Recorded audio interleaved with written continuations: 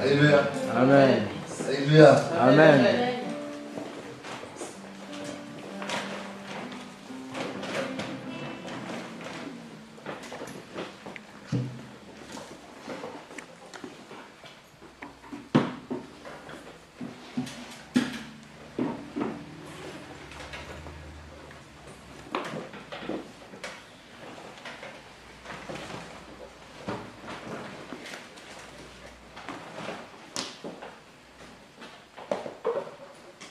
Bonjour à tous.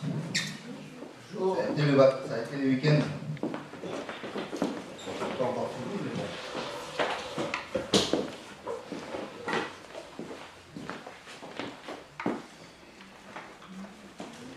Vous voulez juste savoir. Déjà, je veux merci Seigneur encore Seigneur pour ta parole. Assiste-nous, Seigneur. Assiste-nous sur la parole. Inspire-nous par ton esprit. Que ton esprit nous enseigne le nom de Jésus. Amen.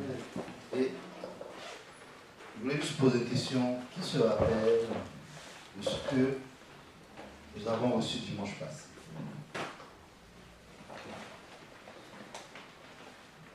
Pour voir si vraiment on prend le temps de relire ce que on nous enseigne ici. C'est bien beau de recevoir, mais il faut aussi réviser. Il faut se revoir à la maison. Je voudrais savoir, on nous a parlé de quoi dimanche dernier? L'offrande. Amen. Qui consiste?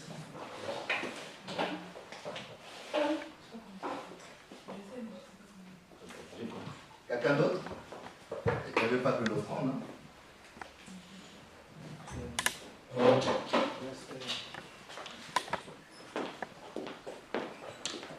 Moi, ce qui m'a le plus touché, en fait, c'était quand elle a parlé de la prière. En fait, donc elle a beaucoup parlé de la prière, du combat dans la prière et la vie de prière en général. Amen. Pour ceux et celles qui ne savent pas, nous sommes toujours dans ce thème, l'école de la prière. Il faut savoir, il faut vraiment être sensible au Seigneur pour savoir en fait la nourriture qu'il a prévue pour ce temps. On a commencé cette école depuis plus d'un mois déjà. Et le Seigneur veut vraiment que nous puissions rester dedans. Jusqu'à ce que vraiment le Seigneur puisse changer. Et je demande au Seigneur, mais Seigneur, que veux-tu que je partage? Il m'a dit, continue la prière. Ok. Je dis, Seigneur, que ton nom soit glorifié. Donc, vous avez la grâce pour ceux et celles qui ne révisent pas. Parce que, heureusement, ici, on n'interroge pas les gens. Donc, on va prendre Jean 10.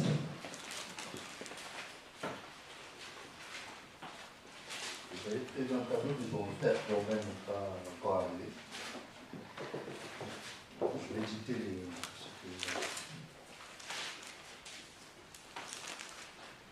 Jean 10 à partir du verset 30.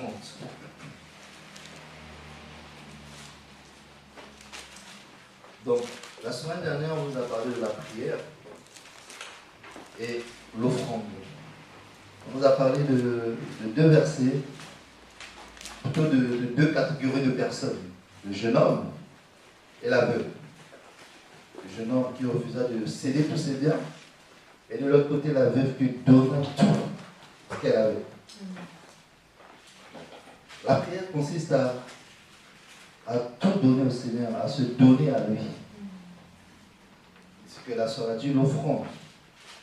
Plutôt la prière par excellence, c'est l'offrande que nous donnons à Dieu. L'offrande consiste en fait à donner notre cœur, notre vie. Parce que lui-même, il s'est donné pour nous. Et ce qui dit que je veux que vous donnez votre cœur en sacrifice agréable et un sacrifice de bonne odeur. Donc, l'offrande ici, c'est de nous donner, on doit se donner au Seigneur, en fait qu'une personne est agréable, comme les offrandes. Donc, nous devons passer par l'autel. Donc, quand on donne l'offrande, automatiquement, on voit l'autel. Parce que l'offrande, pour qu'elle soit agréable, il faut qu'elle soit consumée. Pas vrai? Donc, elle doit passer par le feu. Donc, les amis, nous devons passer par le feu en fait d'être agréables par le Seigneur. Donc, Jean 10, à partir au verset 30. Moi et le Père, nous sommes un. Je vais juste parler. Juste sur ce verset. Et moi, ce verset m'a bouleversé pour au moins une semaine. Je disais, Seigneur, moi et le Père, nous sommes un. Juste ce verset-là, on relate beaucoup de choses, que parle de tout. Moi et le Père, nous sommes un. Donc ce matin, par la grâce de Dieu, je vais vraiment parler de l'unité dans la prière. Parce que vraiment pour prier, il faut être uni à ton Père. Parce que tu ne peux pas prier si tu n'es pas uni avec Dieu. Donc ici, vraiment pour l'unité dans la prière qui consiste vraiment à connaître les pensées de ton Dieu, à connaître ce que ton Dieu désire. Si tu n'es pas uni dans la prière avec ton Dieu, tu ne sauras pas comment te rapprocher de ton Dieu. Tu ne sauras pas comment prier. C'est pour ça la Bible dit qu'il y en a qui prient mal. Parce qu'ils ne sont pas unis. Parce que si tu es uni à Dieu, tu sauras ce que Dieu veut en ce moment. Parce qu'il y en a, ils vont dans la prière, ils vont demander Seigneur, donne-moi ceci, donne-moi cela. Mais peut-être ce n'est pas dans le cœur du Père. Nous devons prier en fait de connaître ce qui est dans le cœur du Père, afin que Dieu puisse nous accorder cela. C'est pour ça qu'il dit que cherchez premièrement le royaume de Dieu et sa justice. C'est ça ce qui est dans le cœur de Dieu. Pour d'abord que nous puissions chercher les désirs de Dieu, chercher le royaume, ce que Dieu veut. Après cela, les choses, la Bible dit qu'il vous donnera par-dessus tout. Mais premièrement, cherchons le royaume. Mais pour connaître le royaume, ce n'est pas facile. C'est pas facile. Pour déjà être un avec Dieu, il y a un processus qu'il ne faut jamais manquer. Il y a un processus qu'il ne faut pas manquer. On va prendre Jean 3.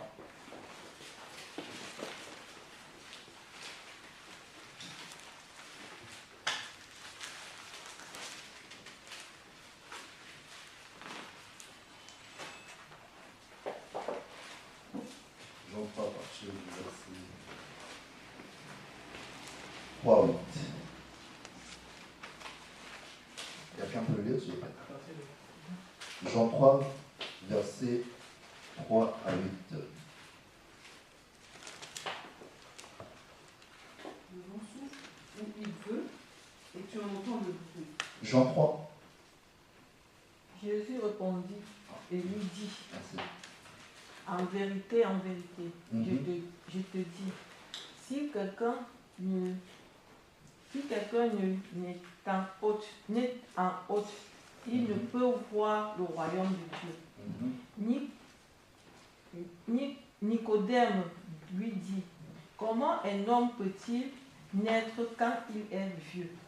Peut-il rentrer dans le sein de sa mère et naître une seconde fois?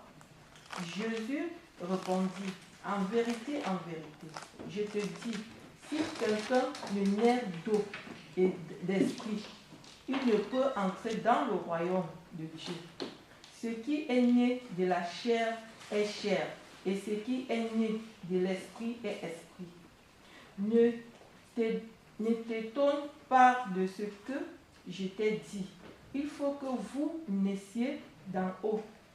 Le vent souffle où il veut, et tu en entends le bruit, mais tu ne sais pas d'où il vient, ni où il va. Il est ainsi de tout homme qui est né de l'Esprit. Amen. Donc vous voyez, non, avant toute chose, vraiment pour être en relation avec ton Dieu, il faut ce processus. Parce que si tu ne passes pas ce processus de naître d'en haut, d'eau et d'esprit, tu ne peux pas être en communion avec Dieu. Parce que Dieu est esprit. Donc Dieu ne veut que nous puissions être spirituels. Il veut que nous puissions, il veut renouveler notre être intérieur, notre esprit, afin que nous puissions être en communion avec lui. Nous devons naître d'en haut, de la parole. Nous devons naître d'eau et d'esprit. La parole, l'eau ici, c'est la parole qui est Christ lui-même. Donc nous devons être engendrés par Christ, afin que Christ puisse nous sceller de son esprit. Mais maintenant, quand Christ va nous sceller de son esprit, là nous pouvons maintenant aller maintenant dans sa présence pour prier. Parce que Jean 1, 12 dit que à tous ceux qui l'ont reçu, à tous ceux qui l'ont connu, il a donné le pouvoir de devenir enfant de Dieu. Non pas selon la chair ni le sang, mais selon l'esprit. Selon son esprit. Donc pour devenir un enfant de Dieu, il faut naître d'esprit. Donc ce Dieu qui le donne, c'est Dieu qui fait de toi son enfant. Si tu t'approches de lui, si tu crois qu'il est mort et ressuscité pour toi, alors là, Dieu mettra ton esprit sur toi. Voilà premièrement ce processus afin maintenant d'être en communion avec Dieu. Parce que c'est l'Esprit de Dieu qui nous pousse, nous emmène dans la présence de Dieu. Qu'est-ce qu'est la prière? La prière, c'est la communication avec Dieu. La prière, c'est tu communiques avec Dieu, tu parles avec ton Dieu, tu parles avec quelqu'un. La prière consiste vraiment à t'adresser à ton Dieu de tout cœur. Ce n'est pas des paroles en l'air qu'on s'approche de Dieu en bonne prononcée, non. C'est ceux qui sont dans nos cœurs que nous devons vraiment ressortir auprès de Dieu. Parce qu'il va dire que vous m'adorez de vos lèvres, mais vos cœurs sont éloignés de moi. Donc à quoi bon de prier avec nos lèvres si nos cœurs ne sont pas là? Ce n'est pas des prières que Dieu agrée. La prière que Dieu agrée, c'est une prière qui vient du cœur profond. En profondeur, sincère. Communion ici qui veut dire koinonos en grec. Koinonos qui veut dire associé. Avoir part, pour ceux qui notent, amis, participants de la nature divine. Ou de quelqu'un, d'un homme. Donc, communion, ici, ça veut dire koinonos en grec, qui veut dire associé, avoir part, ami, participant et être joint. Celui qui prend part à toute chose. C'est ça la communion, c'est ça la prière. Et dans communion, nous voyons union. Si nous séparons, l'unité, qui veut dire koinonia. Donc, K-I-O-N-O-N-I-A, ça veut dire communication, ça veut dire la même chose. La communion fraternelle. Amen. Est-ce que tout le monde suit? Amen. Si je vais trouver une petite ralentir. On peut vraiment comprendre ce que Dieu va nous enseigner ce matin. Amen. Donc, je répète, communion, si nous séparons, nous voyons union qui parle de l'unité. En grec, qui se prononce koinonia, c'est-à-dire communication ou communion fraternelle. Donc, quand nous venons en Dieu, nous sommes en communion avec lui. Donc, quand nous prions, nous sommes en communion avec Dieu.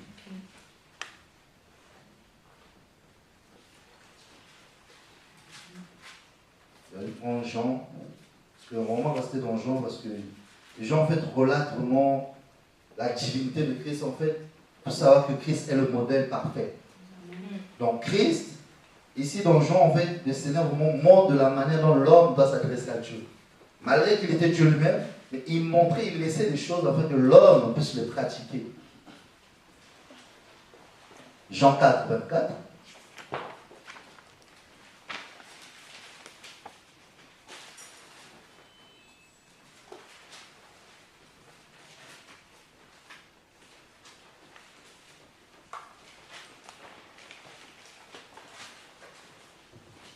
On va trouver. Dieu est esprit, il faut que ceux qui l'adorent en esprit et en vérité. Donc, pour être en communion avec Dieu, il faut que tu naisses, il faut que que ton être soit régénéré. Que tu sois un homme spirituel. Est-ce que plutôt être spirituel, parce que pas homme spirituel, homme charnel. Parce qu'un homme charnel ne peut pas être en communion avec Dieu. C'est impossible. Malgré qu'il connaît Dieu, mais il ne peut pas être en communion avec Dieu parce qu'il est loin de Dieu. Encore pire, un homme animal. Il n'a rien de Dieu en lui. Malgré qu'il est la créature de Dieu, mais il ne peut pas entrer en communion avec Dieu. Parce qu'au préalable, il n'a pas reçu l'Esprit de Dieu afin d'être en communion avec Dieu. Afin de pouvoir prier. Parce qu'il faut savoir que la prière, c'est l'offrande que nous offrons à Dieu. D'un cœur sincère, d'un cœur pur. Mais pour être sincère, avoir un cœur pur, il faut naître d'abord d'en haut. Il faut que l'eau vienne nous nettoyer. Il faut que Christ vienne en fait briser en nous notre orgueil, vienne nous humilier, nous emmener à la conversion à lui. Il faut savoir qu'il y a un passage dans la Bible qui dit que Christ, plutôt, personne ne peut venir au Père si le Père ne l'attire à lui. Le mot attirer, ça veut dire traîner. Donc il faut savoir, une fois que tu viens au Seigneur, c'est Dieu qui t'a traîné à venir vers lui. C'est parce qu'il voulait que tu t'approches de lui. Il voulait que tu sois avec lui. Donc même si que tu le veux ou tu ne le veux pas, il avait déjà écrit ton nom dans le livre de vie. Donc il fallait qu'il te traîne pour rentrer dans sa promesse. Que tu le veux ou tu ne le veuilles pas. Il fallait qu'il te traîne pour venir. Tu rentres. Donc c'est pour cela qu'il y en a qui peuvent pleurer, gémir nuit et jour. Seigneur, j'ai des problèmes, ça ne va pas. Mais ton nom est déjà écrit là-haut. Ça ne va rien changer. Ça ne va rien changer parce que si tu pars là, tu montes, tu descends, Dieu va toujours te ramener à lui. C'est pour ça qu'il y en a qui ne prenons plus le temps à dire que non, lui il est tombé. S'il est tombé, prions pour lui. Mais s'il est réellement de Dieu, Dieu va le ramener à lui. Parce qu'il y a des gens qui sont, leur nom sont dédiés et écrits avant la création du monde. Donc Dieu lui-même sait au moment opportun d'où ils reviendront. Parenthèse. Donc la communion, c'est nous associer avec Dieu. Donc quand tu rentres dans ta présence de Dieu, tu es associé. Nous savons c'est quoi vraiment l'association dans ce monde. C'est quand tu te mets en partenariat avec une personne pour travailler. Mais c'est ce que Dieu veut quand on rentre dans la prière. Dieu, c'est quand vous créez une entreprise où il y a deux patrons, mais il ne peut pas avoir deux patrons. Il y a un associé, il y a deux associés. Mais les deux associés se communiquent, se changent, font des constats de l'entreprise, des bilans. Mais c'est pareil avec Dieu. Dieu veut te faire le bilan de le royaume. Il dit ce que je veux que tu puisses faire sur la terre. Dieu fait dans les cieux et sur la terre. Il veut aussi, l'homme aussi puisse s'associer à lui, afin qu'il puisse travailler pour lui. Donc quand tu rentres en prière, Dieu, tu es associé avec Dieu. Donc Dieu te communique la pensée pour ce temps, pour cette génération. Te communique le message pour cette génération. Bien aimé, la prière, je dis, mais Seigneur, je ne voyais pas la prière, c'était comme ça. Je venais, je priais, Seigneur, tu es tout, je prie, je reprends. Non, la prière, en fait, c'est le Seigneur qui doit te révéler son cœur, afin que tu puisses faire ce que Dieu veut. Moi et ma maison, nous servirons le Seigneur. Pourquoi il dira cela? Parce qu'il avait su comment, en fait, il connaissait le cœur de Dieu. David connaissait le cœur de Dieu. Il savait comment prier. Moïse connaissait le cœur de Dieu. Il a même mis Dieu au défi.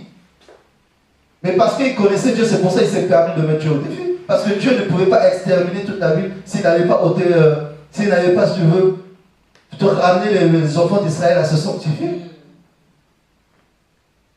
Moïse connaissait le cœur de Dieu. Abraham connaissait le cœur de Dieu.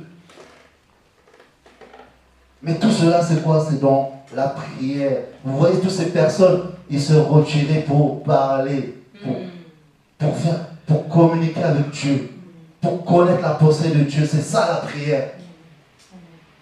La prière, c'est pas venir de choix, de déballer tout ce qu'il y a après partir, non.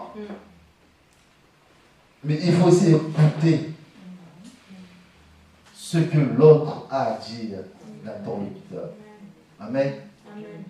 Parce que Dieu aussi, il doit nous communiquer les choses. C'est ça la communion, c'est ça la prière. C'est ça l'unité dans la prière. C'est l'échange, vous échangez les choses, afin que vraiment l'œuvre ici-bas puisse se faire.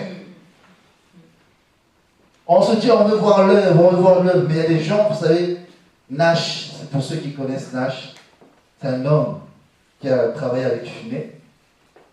Il est mort en étant à genoux, en train de prier. Waouh! Donc, vous savez que le ministère de Finet dépendait de cet homme. C'était un homme de coulisses. On ne le voyait pas, mais cette personne s'enfermait dans sa maison, priait pendant que Finet était exposé devant les armes, en train de parler, mais lui derrière, il gémissait pour les armes. Afin que le message qui va passer à travers Finet puisse toucher les cœurs. Et dans cette génération, c'est ce que Dieu veut faire. C'est pour ça que je cherche un homme qui va se tenir à la brèche. Il a dit, je ne cherche pas 10 000, non, un qui va se démarquer. Nous devons nous démarquer, s'il vous plaît. Dans la prière, ce qu'on fait, regardez la prière du Père. Regardez la prière de Christ. Christ se levait chaque matin, malgré qu'il était Dieu. Il se levait en fait pour remettre la journée entre les mains de Dieu, de remettre de toute personne qui va croiser. Donc il ne faisait pas de choses au hasard, le Seigneur. Donc il remettait toute personne qui croisera sur son chemin. Il remettait tout. Donc c'est pour cela quand il marchait, les gens ils venaient, Dieu agissait. C'est ça la prière. Dans la prière, tu dois gémir, pleurer. Tu dois pleurer à grosses gouttes pour ton frère, pour ta soeur. Parce que c'est l'amour qui nous pousse à prier pour les uns les autres. Si on n'a pas l'amour, on ne peut pas prier. Je dois prier que pour toi, tu es égoïste. On est égoïste. Mais l'amour de Dieu nous pousse à nous oublier. À être un sacrifice. De passer sur l'autel. En fait, d'être une offrande agréable pour les autres. Afin que les autres puissent profiter de toi, de la grâce que tu as mis sur toi. Nous devons changer notre façon de prier, mes amis. La prière, c'est avoir part à la nature divine de Dieu. Avoir part à la nature de Dieu. Donc quand tu rentres en prière, vous savez, c'est vrai que ton corps est là, mais ton esprit est là-haut. Donc, tu es avec Dieu comme ça, en esprit. Parce que tu as part à la nature divine de Dieu. Tu n'es plus sur le charnel, mais tu es dans le spirituel, dans la prière. C'est pour cela que quand Moïse est descendu de la montagne, il avait son visage rayonné.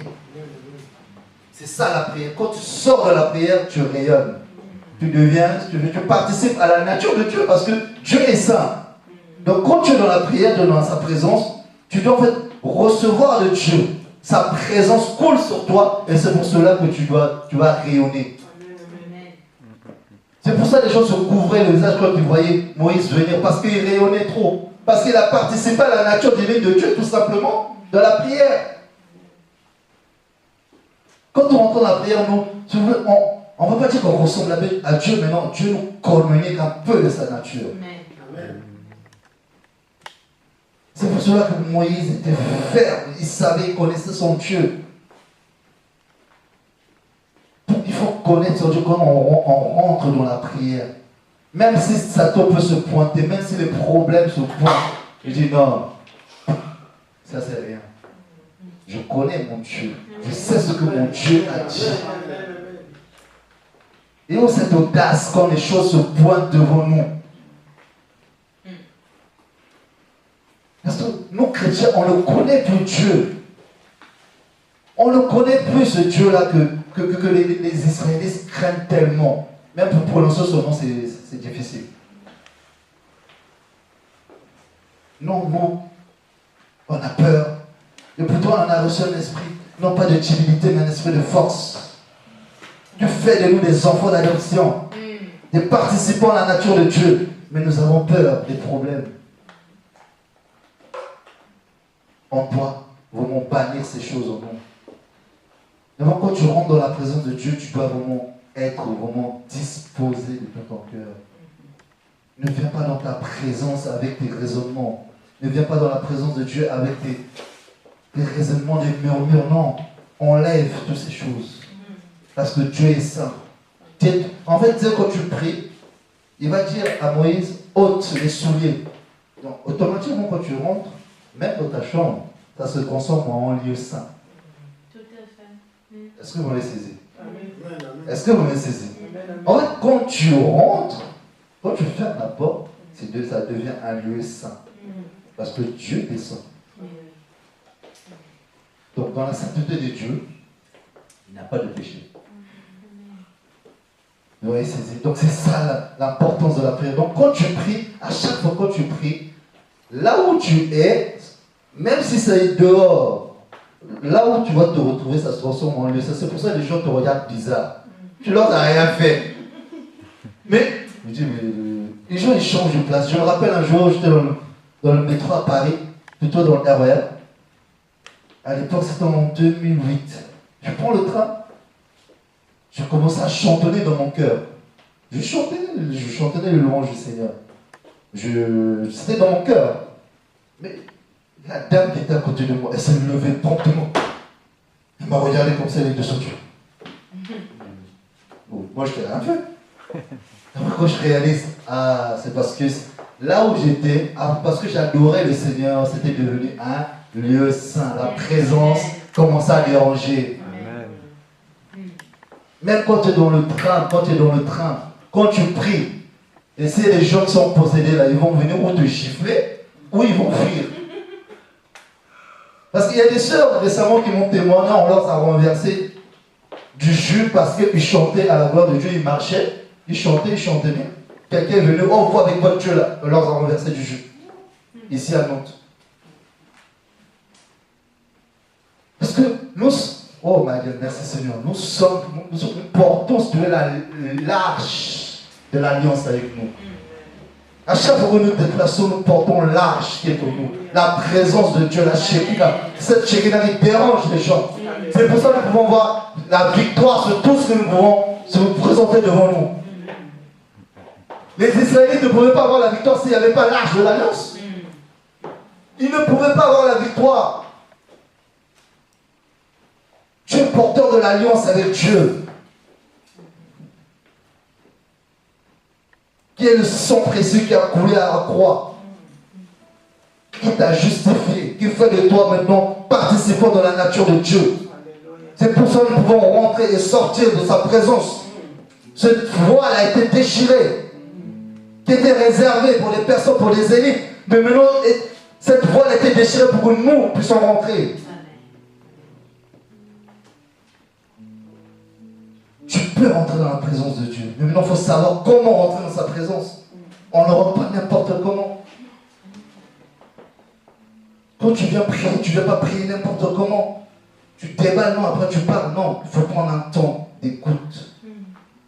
C'est important. Parce que tu es associé à ton Dieu. Parce que Dieu te demandera des comptes. Dieu te demandera des comptes. Parce que tout ce que tu vois, parce que tu travailles pour Dieu, on travaille pour Dieu. Dans tout ce qu'on va faire, Dieu aussi de son côté, il note. Parce qu'on parle de livre de souvenirs. Donc c'est le compte de Dieu. Dieu s'est fait ses comptes. Parce que tu es son associé. Donc, à la fin, Dieu va te convoquer pour faire les comptes. Comment ça s'est passé. Mais c'est pareil avec les entreprises que nous voyons ici. N'est-ce pas? Mais c'est pareil avec Dieu. Tu es associé avec Dieu dans la prière.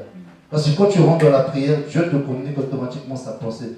Donc, quand Dieu te communique sa pensée, ce n'est pas pour que ça reste pour toi, mais pour que ça s'accomplisse. Quand tu rentres dans la prière, quand Dieu te communique une pensée, ou pour quelqu'un, tu dois prier pour quelqu'un, ou tu dois faire quelque chose, tu dois le faire automatiquement. Si tu ne le fais pas, tu auras des problèmes. Parce que c'est aussi un péché, la désobéissance. Ne doutons pas de ce que Dieu nous communique, s'il vous plaît, dans la prière, parce que c'est important.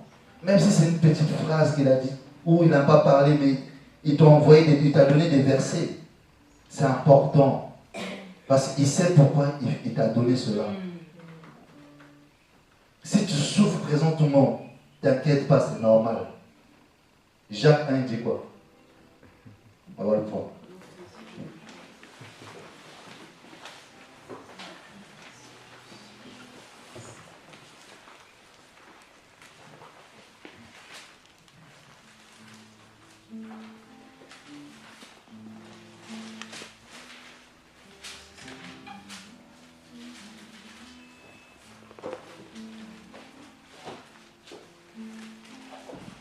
Jacques 1 dit quoi? Mes frères, regardez comme un sujet de parfaite joie quand vous êtes exposés à les diverses épreuves. Verset 2. Donc c'est une joie. Parce que si tu souffres, c'est parce que Dieu, vu que tu es son associé, mais il faut que tu sois comme lui.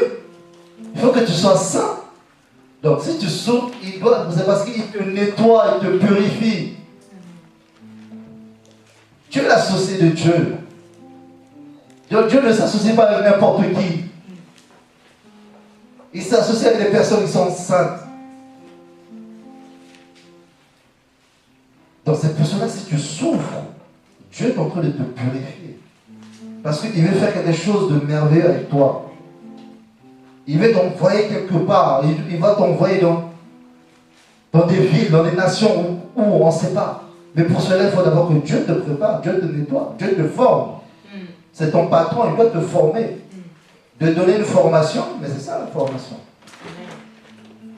Enfin, d'être capable de pouvoir parler de sa part maintenant. Parce que souvenez-vous ce que le Seigneur va dire, on ne donne pas des choses saintes aux personnes. Donc pour qu'il puisse te donner des choses saintes, il doit te dépouiller. Il doit enlever tout ce qui est sale en nous. Mais c'est pour cela, pour connaître notre cœur, nous devons entrer dans la présence de Dieu. Parce que c'est dans la présence de Dieu que Dieu révèle l'état de notre cœur. L'importance de la prière. Hier, le frère Mao nous a fait rire hier. En les exposant un peu ce qui s'était passé à Cholet. Vendredi, ils sont partis pour prier. Il a dit aujourd'hui, on prie seulement, on va que prier. Et là-bas, ils ont eu l'habitude de chanter, de louer.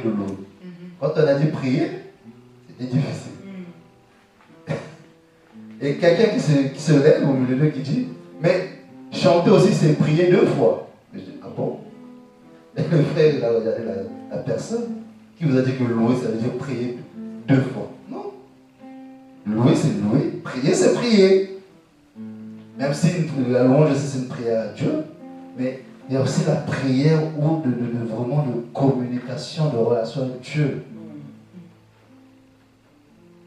Donc, les choses que nous avons reçues, là où nous étions à l'époque, je en Afrique, c'est vraiment une doctrine qui vient d'Afrique, parce que j'ai déjà entendu ça là-bas. Quand tu chantes, ça veut dire que tu pries 2 fois. Donc si tu chantes plusieurs chansons, multiplie maintenant fois 2. Ça devient une prière. Donc voyez à quel point les gens, ils ne veulent plus rentrer dans la présence de Dieu. Après ils se plaignent, pourquoi ça ne marche pas, pourquoi ça ne va pas. Rentre en profondeur avec Dieu, dans les eaux profondes. C'est là-bas que Dieu te veut.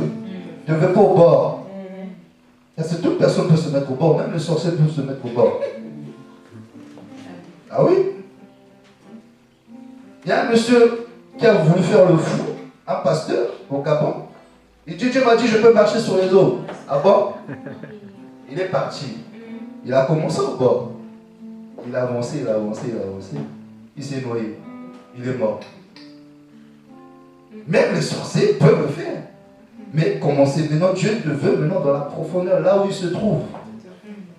Si Dieu est avec toi, Dieu va t'envoyer là-bas. C'est les gens qui n'arrivent plus à aller dans la profondeur à Dieu parce que c'est des temps de gémissement dans la prière. Ce sont des gens qui ne veulent pas se sacrifier. Pour entrer dans la présence de Dieu, il faut se sacrifier dans les profondeurs. Il faut le sacrifice, il faut l'offrande.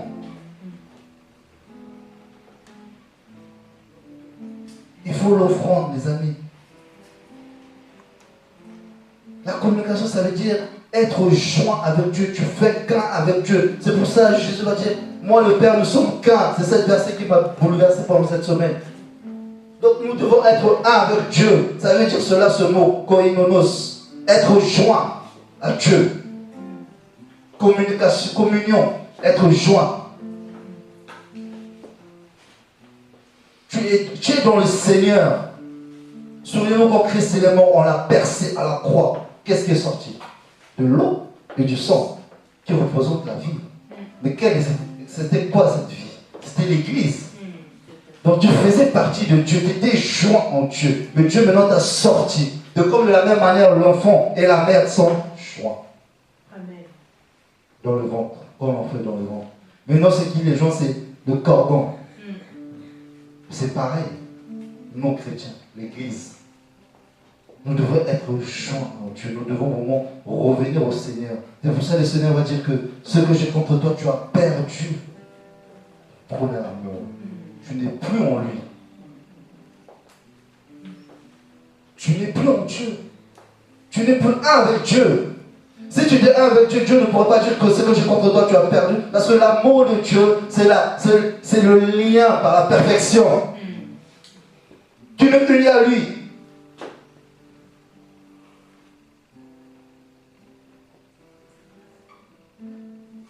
Nous devons vraiment saisir l'importance de la prière, mes amis. Parce que la prière, c'est important. Ce n'est pas quelque chose à laquelle nous devons jouer. Vous apprenez Jean 11.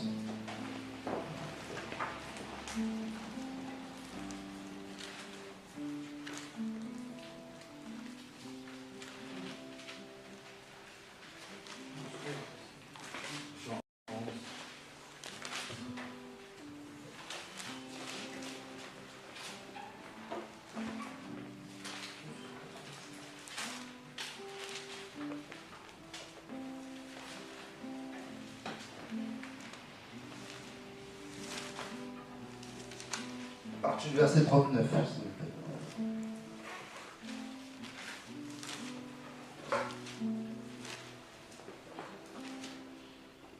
Il est écrit dans Jean 11, verset 39. Jésus dit, ôtez la pierre. Marthe, la sœur du mort, lui dit, Seigneur, il sent déjà, car il y a 4 jours qu'il est là. Jésus lui dit, ne t'ai-je pas dit que si tu crois, tu verras la gloire de Dieu? Ils ôtèrent donc la pierre du lieu où les morts étaient couchés. Et Jésus leva les yeux en haut et dit, Père, je te rends grâce de ce que tu m'as exaucé. Pour moi, je savais que tu m'exauces toujours, mais je parlais à cause de la foule qui m'entoure, afin qu'ils croient que c'est toi qui m'as envoyé. Amen. Amen. Et ayant dit ces choses, il cria à haute voix, Lazare, sort. Donc, Jésus ici savait que Dieu l'exauce toujours. La prière, il faut s'attendre à l'exaucement. Mais de quelle manière? De quelle manière? On peut tous prier, mais on n'attend pas souvent l'exaucement. Mais quand tu pries selon la volonté de Dieu, ici, je vais un peu relater cet épisode. Lazare va mourir et les sœurs de Lazare vont envoyer quelqu'un pour prévenir le Seigneur. Le Seigneur, on est venu lui prévenir que Lazare est mort. Mais qu'est-ce qu'il a fait le Seigneur? Le Seigneur a pris tout son temps. Est-ce que le Seigneur s'est précipité tout de suite? Non, il faut y aller. Non. Le Seigneur, ce qu'il va faire, il va prendre son temps. Ils disent que ça fait plus de 4 jours, c'est ça? 4 jours. 4 jours qu'il est dans le tombeau. Donc le Seigneur a pris 4 jours pour venir. Et pourtant, ça faisait 4 jours qu'il avait pris la nouvelle. Mais il est venu seulement au 4e jour. C'est-à-dire que quand tu rentres dans la prière avec Dieu, il ne faut pas se précipiter.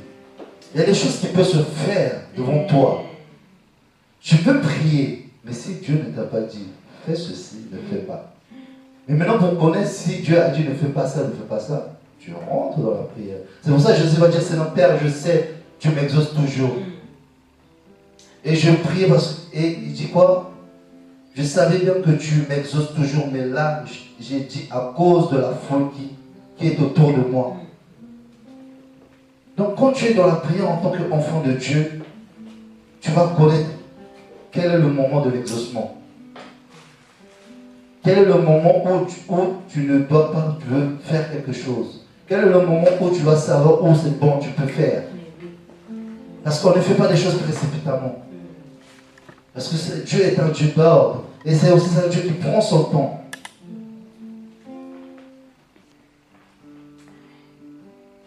Dieu n'est pas dans la précipitation comme nous les hommes.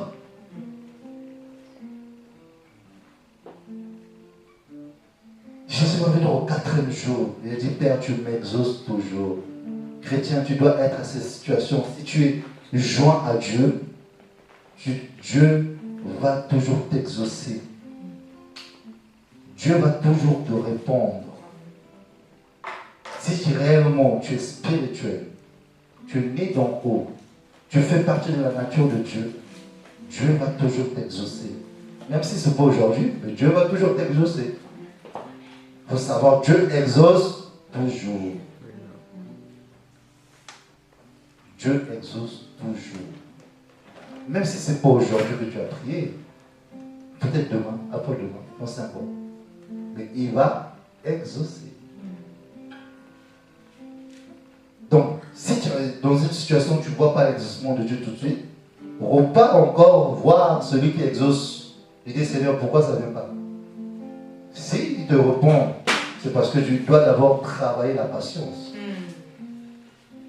Il y a des choses, si ça ne vient pas tout de suite, c'est parce qu'il doit travailler quelque chose en nous. Parce que moi, si mon fils me demande, papa, achète-moi ceci, et je vois que ce n'est pas conforme à son âge, je ne peux pas lui acheter. Quand peut-être il sera plus grand, mature, là je peux lui donner parce que avec la maturité qu'il aura, il pourra savoir comment gérer la chose. Mais s'il me donne ça tout de suite, on risque de casser. Comme le font souvent les enfants, on leur achète des jouets et ils cassent tout de suite. C'est pareil avec Dieu. C'est pareil. Jean 5, 19.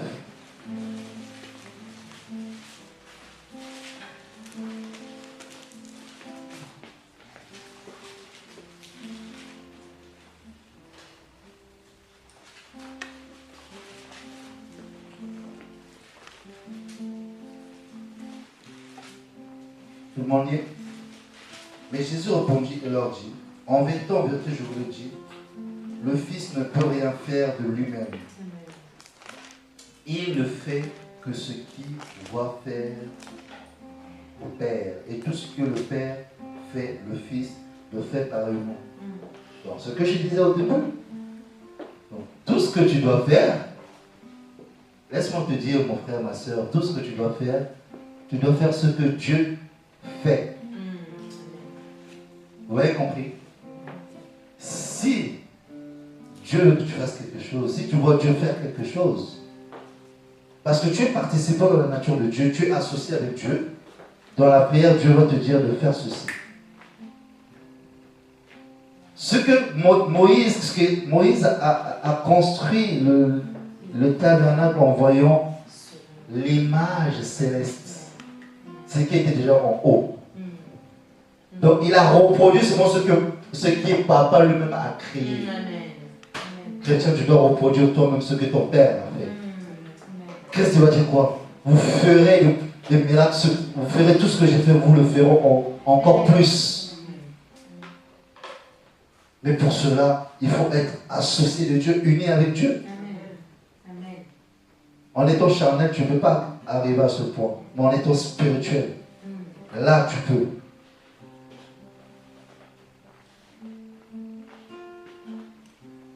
Je fais ce que mon Père fait.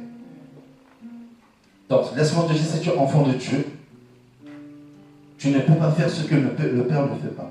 Donc, si tu veux le faire, le Père ne fait pas ça, toi aussi ne le fais pas. Fais les choses, fais ce que ton Père fait. ce qui te communique en intimité, ce qui te communique dans sa présence. Fais-le. Copie ton Père. C'est vrai, on a des hommes aussi modèles dans ce monde.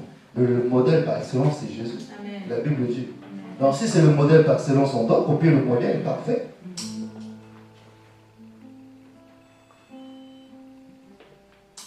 Jacques 5, s'il vous plaît.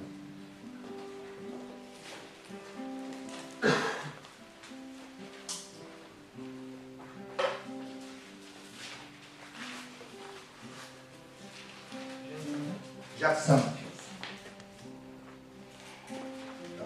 Au verset 16. Jacques 5, Jacques chapitre 5, verset 16. Confessez donc vos péchés les uns aux autres et priez les uns pour les autres afin que vous soyez guéris. La prière fervente du juste a une grande efficacité. Amen. Donc, la Bible dit quoi? La prière du juste a une grande efficacité. Donc, laisse-moi te dire, quand tu pries pour ton frère, la Bible dit quand vous priez pour les uns les autres, il doit se passer quelque chose.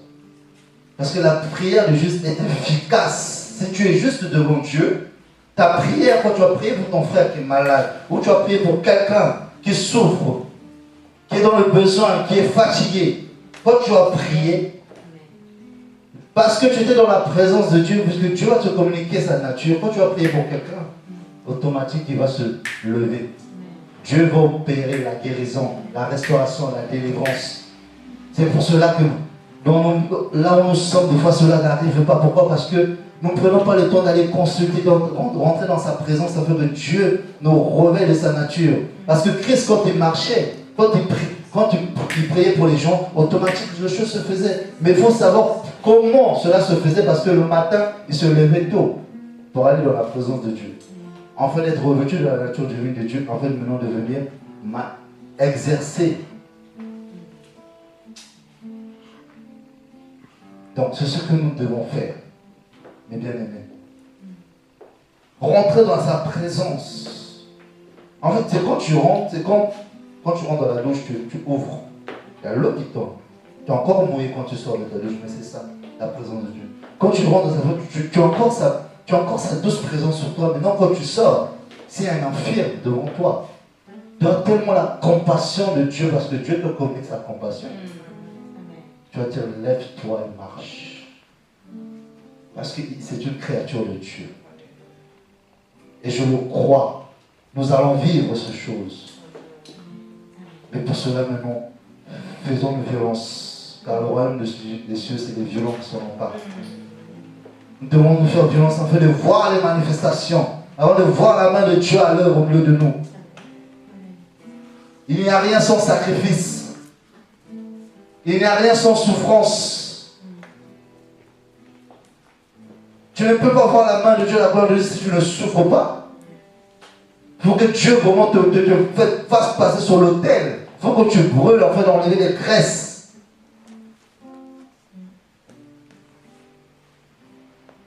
Afin que tu sois une viande maintenant agréable à Dieu. Là, il va dire non, c'est bon. Il y a une sœur qui nous disait vendredi, nous a donné l'image, vraiment ça m'a interpellé. Vous voyez, quand on prend un poisson, quand on le sort de sa nature, il fait quoi? Il se débat. Il ne veut pas mourir. Mais nous, on fait ça, chrétien. Quand Dieu veut nous enlever pour nous tuer, pour nous tuer la chair, on se débat, on ne veut pas. On veut retourner là où nous étions. Le poisson, si tu le sors de lui, il va se débattre pour retourner dans l'eau. Il ne veut pas mourir. Chrétien, on est pareil. On ne veut pas mourir quand Dieu nous prend pour nous tuer la chair. On se débat. Non, Seigneur, je ne veux pas. Mais il faut que tu meurs, en fait, que tu puisses porter du fruit.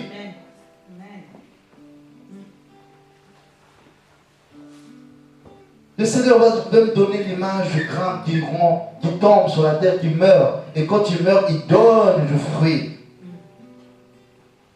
Ce grain qui meurt va donner du fruit. Et beaucoup de fruits. Donc, pour donner beaucoup de fruits, tu dois mourir à soi. La mort à soi-même. Et maintenant, il faut demander à Dieu, Seigneur, brise-moi, taille-moi, donne-moi la forme qui te plaît. Élimine en moi tout ce qui n'est pas de toi en moi. Je veux mourir afin que je puisse porter du fruit.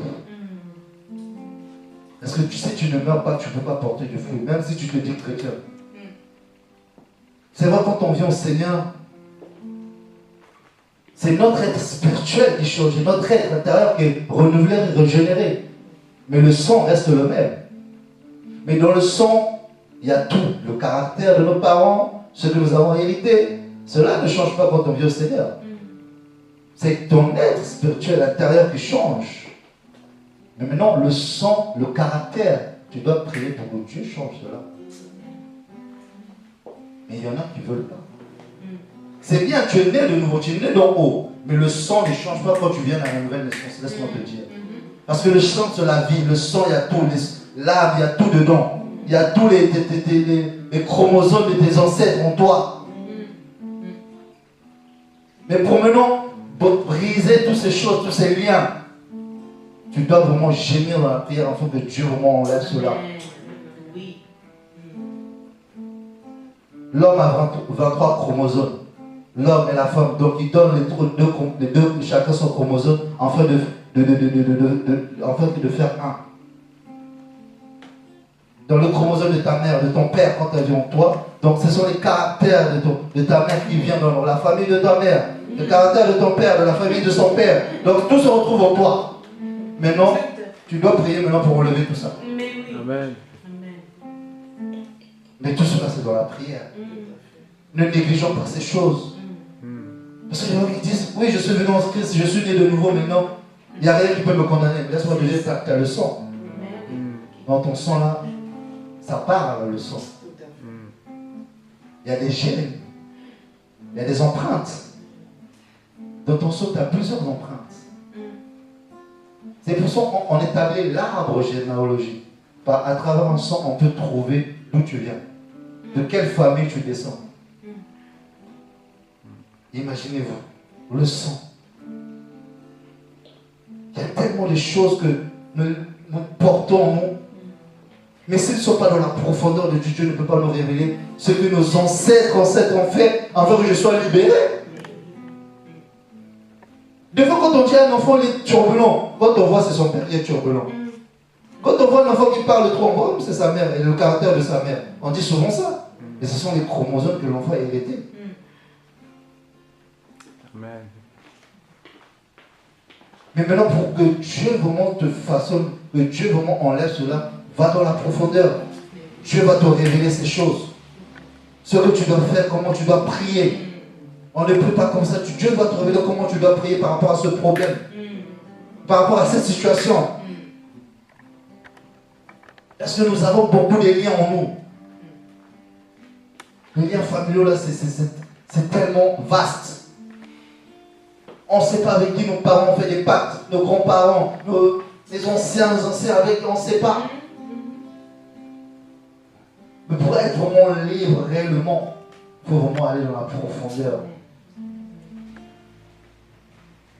Oui, ton âme est libérée du péché, mais le sang, il faut qu'il soit vraiment purifié.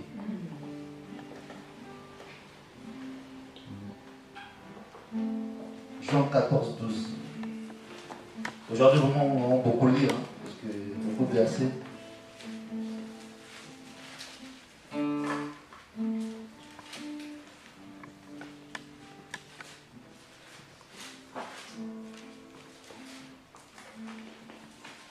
Jean 14, 12 dit.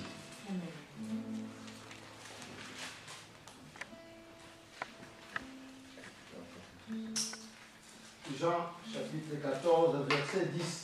12. Ah, 12. En vérité, je vous l'ai dit, celui qui croit en moi fera aussi les œuvres que je fais, et il en fera de plus grandes, parce que je m'en vais à mon Père.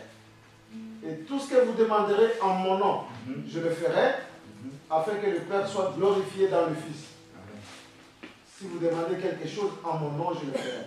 Amen. Donc, ce que tu demandes en prière, tu demandes que Dieu ôte-moi les liens de mes familles qui est attachées à moi. Dieu va le faire. Mais pour cela, rentre dans la profondeur, dans l'intimité avec Dieu. Dieu exauce toujours, veille sur sa parole afin que sa parole s'accomplisse. Mais ça a aussi de faire notre part. N'attendons pas que Dieu toujours devienne. Non, fais ta part. En tant qu'enfant de Dieu, tu as reçu l'Esprit de Dieu. C'est une capacité qui te donne pour faire certaines choses. C'est cette capacité qui te pousse dans sa présence, à le chercher. On va reprendre 1 Thessaloniciens, s'il vous plaît, on va faire vite. 1 Thessaloniciens 5, 17.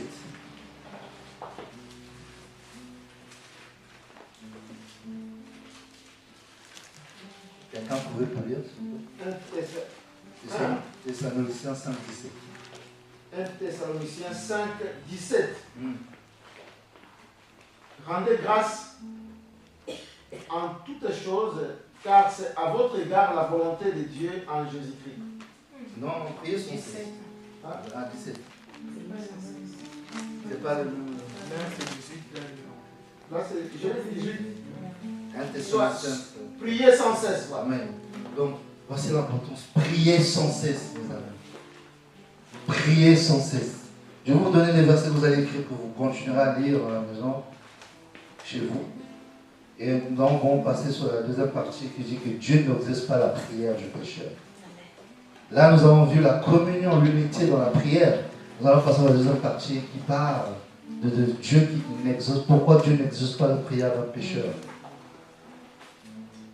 Donc, les versets que je vais vous donner, vous allez lire Éphésiens 6, 18 chez vous, Luc 18, 1, Luc 21, 36, Matthieu 26, 41, Matthieu 7, 7.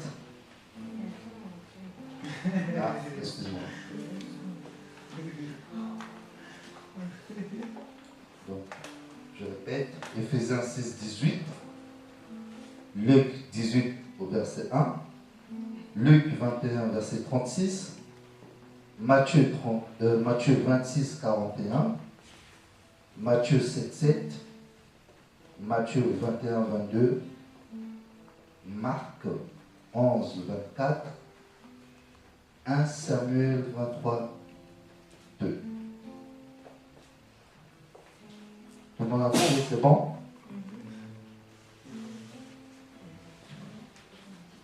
Jean 9, 31. 1 Samuel combien, s'il te plaît? Hein? 1 Samuel combien? 1 Samuel 23, 2. Merci.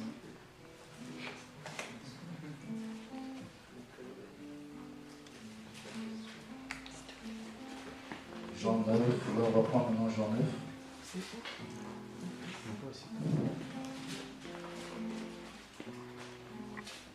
Jean 9, 31.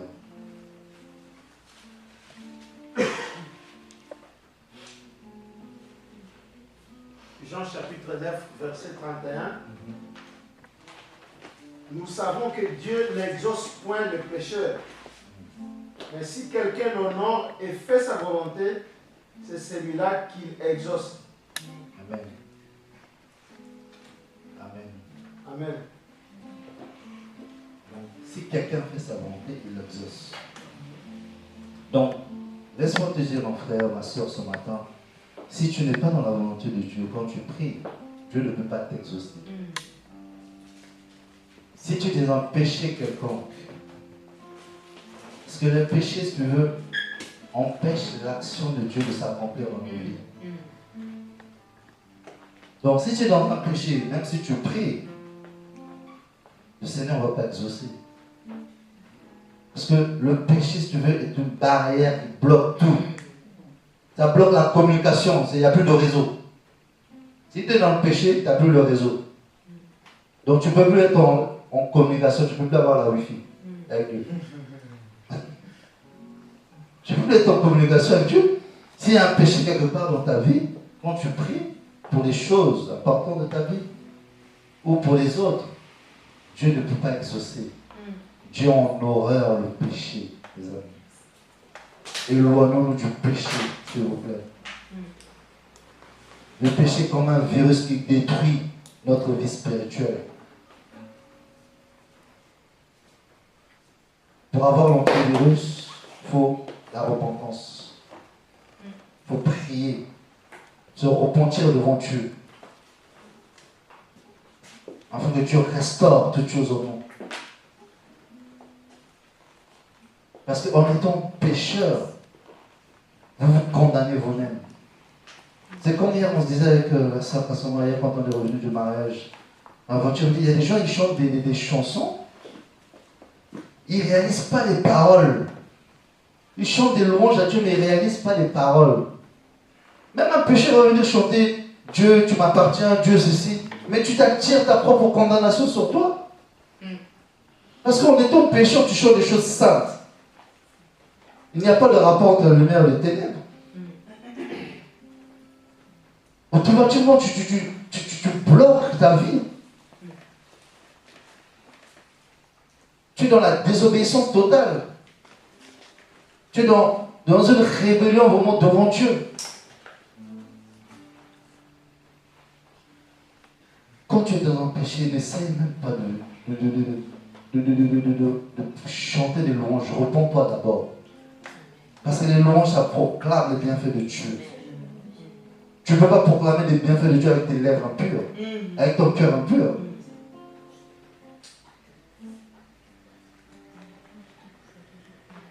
C'est pour cela que quand nous rentrons dans la présence de Dieu, la première chose que nous devons faire, c'est nous repentir. Parce qu'il y a des choses que nous faisons. Des fois, nous ne sommes pas conscients de ce que nous faisons. Et seul Dieu qui connaît les profondeurs de cœur, il sait, il nous révèle ces choses. Et ce que nous devons faire tout le temps, c'est de nous repentir premièrement avant de nous engager dans une relation avec Dieu. Parce que si tu engages tout de suite dans une relation avec Dieu, mais Dieu, il y a quelque chose qui va bloquer. Des fois, tu vas ramer dans la prière, tu ne comprends pas. Oui, parce que, repens-toi d'abord, il y a quelque chose. Donc si tu vois que tu rames là, c'est lourd là, repens-toi, c'est toi-même. C'est toi-même, tu es le problème de ton problème. C'est comme le frère Isaïe disait, tu es le sorcier de ta vie.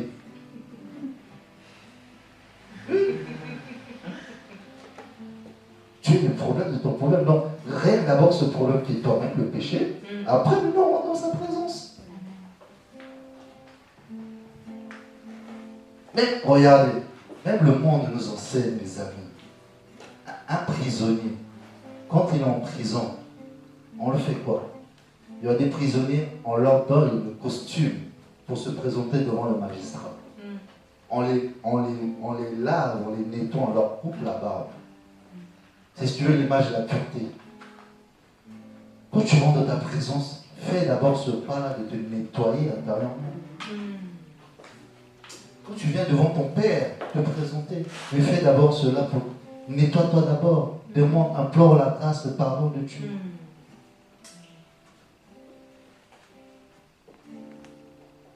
Il faut beaucoup observer, même les païens nous enseignent, s'il vous plaît. Observer, regarder les choses. Et souvent, arrêtez de condamner les païens. Dieu les utilise pour nous enseigner. C'est vrai qu'ils n'ont pas la nature de Dieu, mais Dieu les a créés. Ils font aussi partie quand même des enfants de Dieu parce que c'est la créature de Dieu. C'est parce que pour l'instant, voilà, ce n'est pas encore le temps, ils n'ont pas encore la connaissance, la révélation. Mais le jour viendra, ils les auront par la grâce de Dieu. Observez les païens, s'il vous plaît. Observez la nature. Observez tout ce qui nous entoure. C'est un enseignement de tous les jours.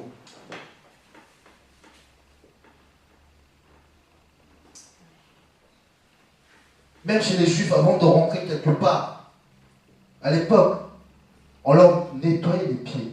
Donc tu ne peux même pas rentrer avec la poussière chez quelqu'un. Il fallait d'abord qu'on te nettoie d'abord. Avant de rentrer dans la présence de Dieu, nettoie-toi d'abord. C'est pour ça qu'autour du parvis, il y avait le bassin de purification. Le bassin de purification pour représenter, si tu veux, la repentance, le pardon. avant de rentrer dans le temple.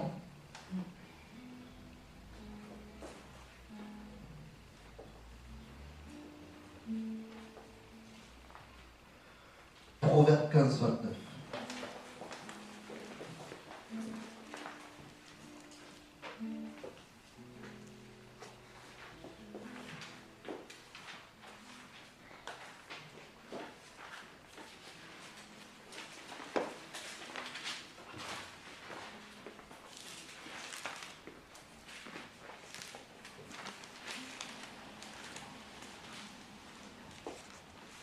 Proverbe chapitre 15,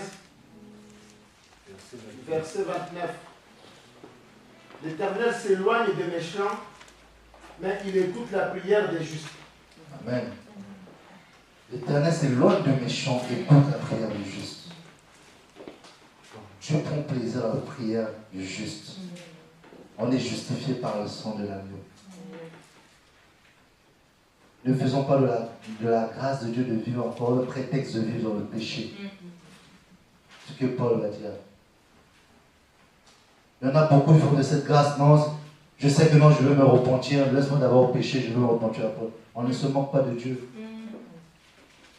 Va pécher, fais. C'est pas grave, reviens, Dieu va te pardonner. Mais la Bible dit quoi? Ce que vous semez, vous le moissonnez. Mais oui. Va pécher, reviens, Dieu va te pardonner. Mais n'oublie pas que derrière, ça va barder. Tu vas souffrir avec tes problèmes que toi-même tu as voulu semer dans ta vie. Oh non, laisse-moi d'abord m'amuser. Je sais que Dieu est amour. Dieu pardonne tout. Oui, t'inquiète, Dieu pardonne. N'oublie pas, après tu vas souffrir. Ne te plains pas après quand il y a des problèmes. Dieu, c'est un Dieu juste. Dieu est un Dieu juste. On ne se moque pas de Dieu, mes amis. Dieu n'est pas notre ami ou notre pote avec qui nous devons jouer. Dieu est un Dieu saint. Il est amour, certes, oui, il est aussi juste. Il juge.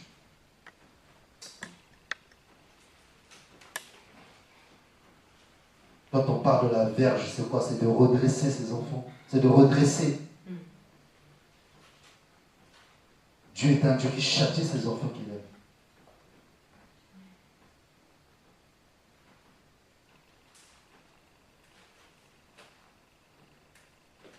Donc, il n'exauce pas la prière d'un insensé. Si tu te trouves dans cette situation, mon ami, réponds-toi maintenant. Si tu te trouves dans cette situation qui ne va pas devant Dieu, même si devant les hommes ne voient pas, mais Dieu voit toutes choses. Dieu connaît nos cœurs, nos pensées.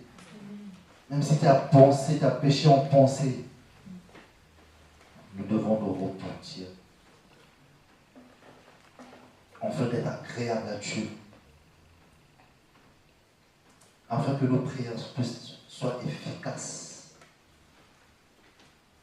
Parce que la prière, quand tu pries, elle perd son efficacité en étant dans la duplicité, dans le mélange. Parce qu'en étant dans le mélange, la prière n'a plus d'effet.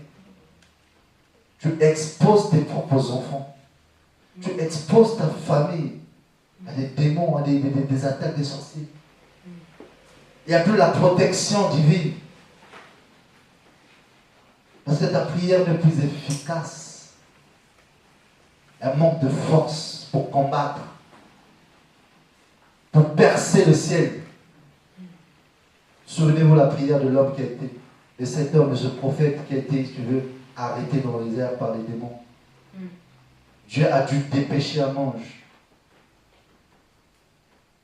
Mais il faut que nos prières puissent percer.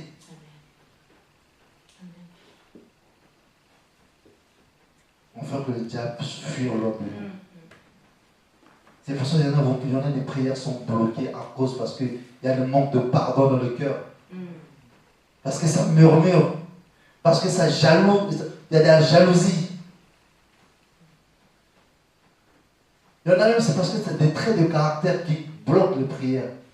Parce que ça parle mal. Parce que c'est parce que ça ne veut pas reconnaître les torts. Dieu te dit, reconnais, c'est pas grave, prends sur toi. Non, Seigneur, ça m'a fait mal. Mais si ça t'a fait mal, c'est bien, parce qu'il y a quelque chose qui doit enlever. Il y a quelque chose en toi.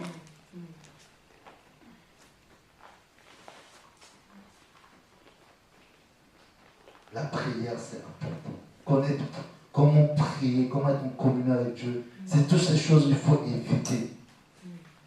C'est tout un processus. Examinons-nous chaque jour pour savoir si nous vous appartenons toujours à Dieu, si nous sommes toujours sur ces chemins, sur la droiture. Il y en a des gens qui me disaient, non, je cherche une maison, mais je vais aller faire des faux papiers. Mais chrétiens, non, je vais faire des faux papiers, des faux fiches de paye pour avoir une maison. Oh, après, ils mettent Dieu dans l'affaire. Oh non, je vais prier Dieu pour que ça s'accomplisse. Mais tu te fous de qui? Ne mélange pas Dieu avec tes torchons, avec tes trucs. Il y en a, ils ont l'audace de mélanger Dieu avec leurs problèmes. Dieu ne met pas là-bas, mais vous mettez Dieu dedans. Après, quand ça marche pas, oh non, Dieu, tu as vu, c'est toi. C'est même pas Dieu. Parce que tu fais le... Il y a un mélange dans ta vie. Pour avoir du boulot, tu vas bourrer ton CV des choses que tu n'as jamais faites dans ta vie. Tu vas bourrer ton CV des... Je dis, mais... Le patron a dit, ah non, la personne a beaucoup travaillé dans sa vie. Maintenant, quand tu viens en entretien, là, bon, t'as fait quoi? Je sais pas, mais j'ai oublié, ça faisait longtemps. Attends, pauvre. On se ridiculise devant même les païens. Si tu n'as pas fait, tu n'as pas fait. Parce que, on a chanté tout à l'heure. Des fois, quand on chante, réalisons les paroles. Mon Dieu s'élèvera. Mon Dieu agira. Ça veut dire quoi? Même si tu n'as pas d'expérience, là-bas il y a un boulot, on cherche quelqu'un. Fais ton CV, s'il n'y a que 2 lignes, va déposer. Prie dessus. Va déposer. C'est toi qu'on va appeler. Si Dieu te veut là-bas, on t'appellera. Même si tu n'as pas d'expérience, ne cherche pas si tu veux, à aider Dieu. On n'aide pas Dieu en faisant les choses par nous-mêmes. Arrêtez de aider Dieu. Vous allez vous être foudroyé comme cet homme qui a voulu rattraper l'arche. On n'aide pas Dieu. C'est Dieu qui nous aide. Et c'est ce qui est bien pour nous. Donc arrêtons d'être dans le mensonge, dans la fausseté. Il y en a pour demander des papiers, ils vont y inventer des histoires mais, qui n'ont jamais existé. Des guerres qui n'ont jamais existé dans leur pays. Pour avoir l'asile. Même Moïse, plutôt Abraham a fait cela. Vous le savez ça? Abraham a menti sur la nature de sa femme pour avoir l'asile en Égypte. Abraham, c'était d'abord Abraham. Même Abraham a fait cela. Mais à cause de cela, c'est l'Égyptien qui s'est fait foudroyer. Mais parce qu'il faisait partie de la promesse. Mais nous ne devons pas le faire. C'est contraire à l'esprit de Dieu, c'est contraire à la nature de Dieu. C'est contraire à Dieu, toutes ces choses. Parce que ça détruit en nous le témoignage.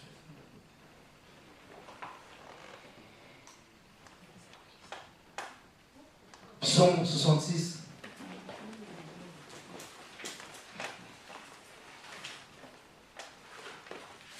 Psaume 66, verset 16.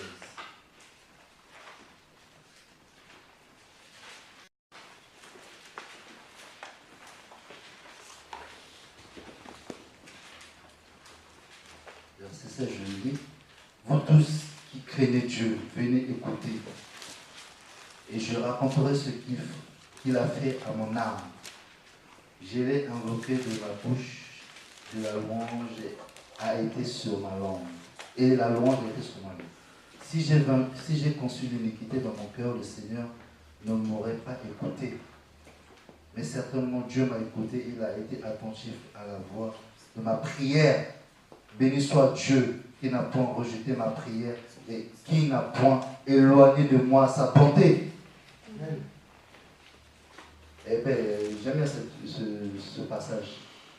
Donc si j'avais conçu l'iniquité dans mon cœur, Dieu n'aurait pas écouté ma prière.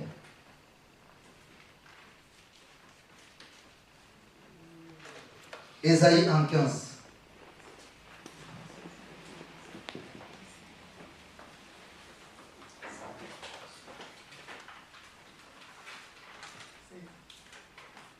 Ésaïe 1, à partir du verset 15. Tu vas trouver, lire. Ésaïe 1, c'est le verset 15. C'est pourquoi quand vous étendez vos mains, je cache mes yeux de vous. Quand vous multipliez vos prières, je ne les exauce pas. Vos mains sont pleines de sang. Lavez-vous, purifiez-vous, ôtez-le devant mes yeux, la méchanceté de vos cœurs. Cessez de faire le mal. Apprenez à bien faire, cherchez la droiture, redressez celui qui est folie, faites justice à l'orphelin, défendez la cause de la veuve. Donc, purifiez-vous avant de rentrer dans la présence de Dieu. On doit se purifier. Nos mains sont impures. Il y en a, ils ont tué par la langue. Ils ont détruit des vies par la langue. Mais on ose se présenter devant Dieu comme si rien n'était. On a détruit des vies et toi tu viens te présenter devant le Dieu créateur comme ça, sans te purifier, sans te repentir, sans reconnaître tes fautes.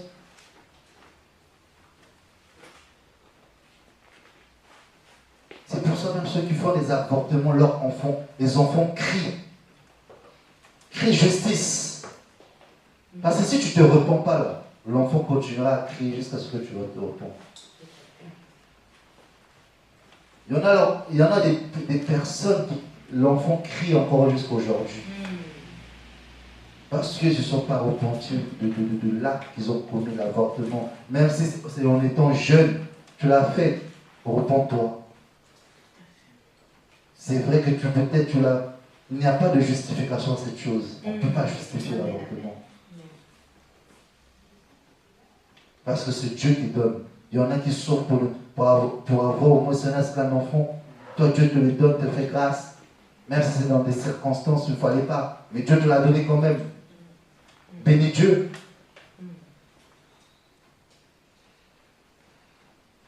Imagine si mes parents m'auraient ôté la vie. Est-ce que je serais là parmi vous? Est-ce qu'on serait là?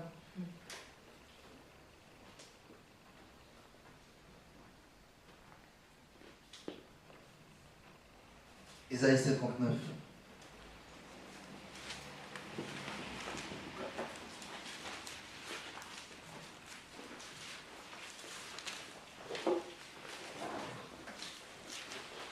Verset 1, je dis, voici la main de Yahweh, n'est pas trop courte pour pouvoir sauver, ni son oreille trop pesante pour pouvoir entendre. Mais ce sont vos iniquités qui mettent une séparation entre vous et votre Dieu.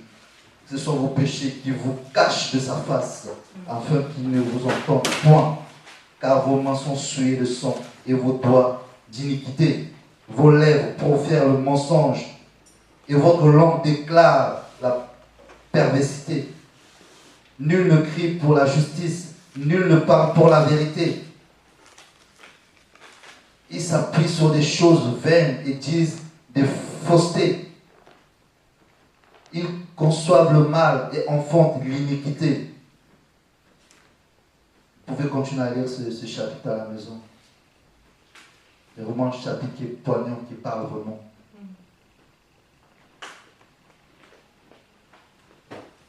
1 Pierre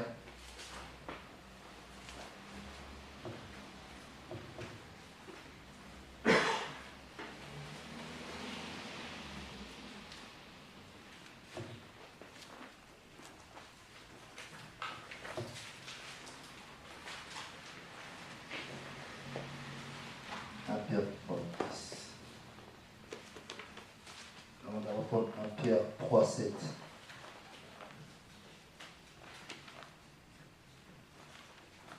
Un Pierre 3, vous y êtes? Vous de même, Marie, montrez de la compassion dans vos relations avec vos femmes, comme avec un vase plus fragile, c'est-à-dire féminin. Les traitons avec honneur comme étant aussi ensemble héritiers de la grâce de la vie, afin que vos prières ne soient pas interrompues. Waouh! Pierre parle aussi au couple. Pour ceux qui sont mariés, bien sûr. Même pour ceux qui veulent se marier. Écoutez vos femmes. Il y a des hommes qui n'aiment pas écouter leurs femmes quand elles parlent. Et vous bloquez vos prières à cause de cela. Vous croyez que Dieu vous a créé, Dieu vous écoute, que vous n'écoutez pas votre femme. Dieu sépare à travers la femme. Dieu a créé l'homme et la femme.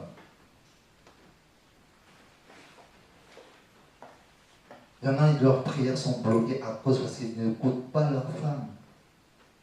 Quand elle leur répond, quand leur femme leur donne des conseils.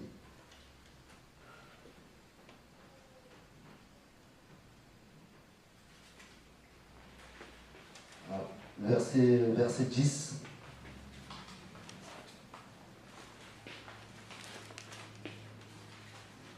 Car celui qui veut aimer sa vie et voir les jours heureux, qu'il persévère, qu'il préserve sa langue du mal et ses lèvres de prononcer aucune fraude, qu'il se détourne du mal et fasse le bien, qu'il cherche la paix et qu'il tâche de se la procurer. Car les yeux du Seigneur sont sur les justes et ses oreilles sont attentives à leurs prières. Mais la face du Seigneur est contre ceux qui font le mal. Vous voyez? Et pour finir, je veux dire, c'est vrai qu'il y a plusieurs obstacles qui bloquent la prière. Mais je vais en citer 4. Vraiment, ce sont les 4 obstacles vraiment que nous rencontrons chaque jour dans nos vies. Premièrement, ce qui note manque de foi quand vous priez. La Bible dit quand vous priez, vous prenez Jacques 1, on va rester vraiment sur Jacques pour finir. Jacques 1, verset 5. C'est là que tout ceci est. Jacques 1, verset 5.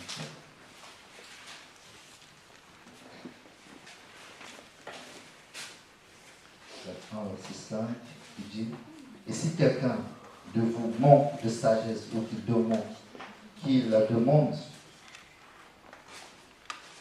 à Dieu, qu'il la donne à tous libéralement et sans reproche, et elle lui sera donnée. Mais qu'il la demande avec foi, ne doutons nullement, car celui qui doute est semblable au flot de la mer, agité et poussé ça et là par le vent. Qu'un tel homme ne s'attende pas à recevoir quelque chose du Seigneur. Donc, premièrement, l'obstacle qui bloque, c'est nos prières, manque de foi. Parce qu'on n'a pas foi quand nous prions, par exemple, sur quelque chose, on manque de foi. Et c'est pour cela que ces choses n'accomplissent pas. Pourquoi vous n'avez pas mis la foi sur ça? Parce que souvenez-vous, la Bible dit que la foi est une ferme assurance. C'est des choses qui n'existent pas.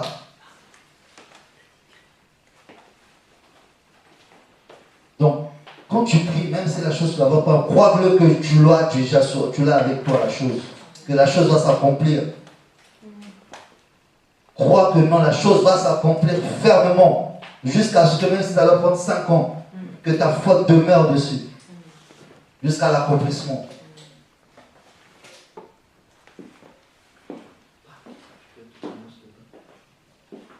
Et deuxième, manque d'amour. 1 Jean 3. 1 Jean 3, quelqu'un peut le prendre vite, s'il vous plaît? 1 Jean 3. À partir du verset 22. 1 Jean 3, 22. Quoi que ce soit que nous demandions, nous le recevons de lui. Parce que nous gardons ses commandements et nous faisons ce qui lui est agréable. Et c'est ici son commandement.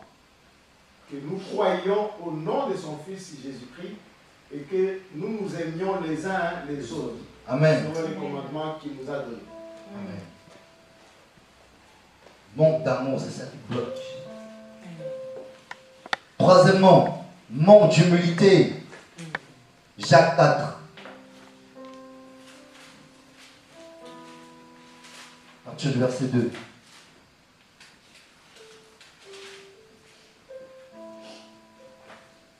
Je lis, vous convoitez et vous n'obtenez pas ce que vous désirez. Vous avez une envie mortelle, vous êtes jaloux et vous ne pouvez obtenir ce que vous enviez. Vous vous querellez, vous vous disputez et vous n'avez pas ce que vous désirez parce que vous ne demandez pas. Vous demandez et vous ne recevez pas parce que vous demandez mal afin de tout gaspiller dans vos plaisirs. Donc, l'humilité, il faut s'humilier. Vous convoitez, oui, si tu convoites humilité, tu dis oui Seigneur, j'ai convoité, c'est pour ça que je prie pour ça. Oui, je voulais ça parce que j'ai vu ça chez l'autre. Humilie-toi, dis oui, c'est vrai Seigneur. Si je prie, c'est parce que j'ai convoité ça dans mon cœur, j'ai vu ça chez l'autre. Reconnais que ta prière n'est pas sincère, ne vient pas de toi-même. Tu as fait la prière pour avoir ça. Et c'est ça qui nous manque dans nos vies. L'humilité dans la prière. Il faut être sincère avec Dieu quand nous prions. L'humilité.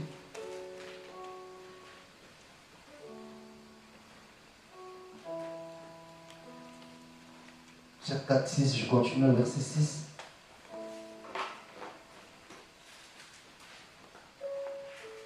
Il vous accorde, au contraire, une plus grande grâce. C'est pourquoi l'Écriture dit Dieu résiste aux orgueilleux, mais fait grâce aux humbles. Dieu résiste aux orgueilleux, fait grâce aux humbles. Et pour finir, quatrièmement, manque de consécration. Ça, c'est important. Manque de consécration.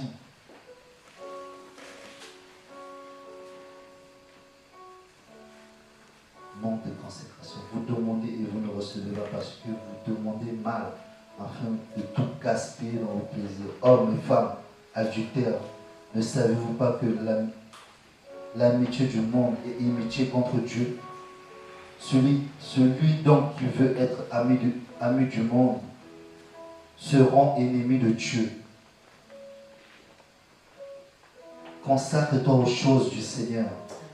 Ne te consacre pas aux choses de ce monde. La consécration. Si tu ne te consacres pas, ta prière ne sera pas efficace. La Bible dit bien, Église et l'Ecclésia, si tu veux, sortez hors, mise à part. Tu es appelé à être à part pour servir le Seigneur. À te consacrer pour lui. Consacre-toi afin que ta prière soit efficace. Si tu ne te consacres pas à Dieu de tout ton cœur, de tout ton être entièrement, tu ne peux pas être efficace. La consécration, c'est important dans la vie d'un enfant de Dieu. Homme ou femme, enfant, c'est pareil. Ne t'attache pas aux choses de ce monde. Attache-toi à Dieu. Car les choses de ce monde ne peuvent pas t'apporter la solution. Mais la consécration à Dieu, l'humilité, la souffrance, la sainteté, la crainte, c'est ces choses que Dieu prend plaisir. Les fruits de l'esprit. Si tu ne te consacres pas, on ne verra pas les fruits de l'esprit dans ta vie. Parce que la consécration apporte les fruits. Si tu te consacres aux choses de ce monde, à toujours regarder aux choses de ce monde, Tu pries, tu mélanges avec toutes ces choses, tu es en amitié avec Dieu. Tu es l'ennemi de Dieu.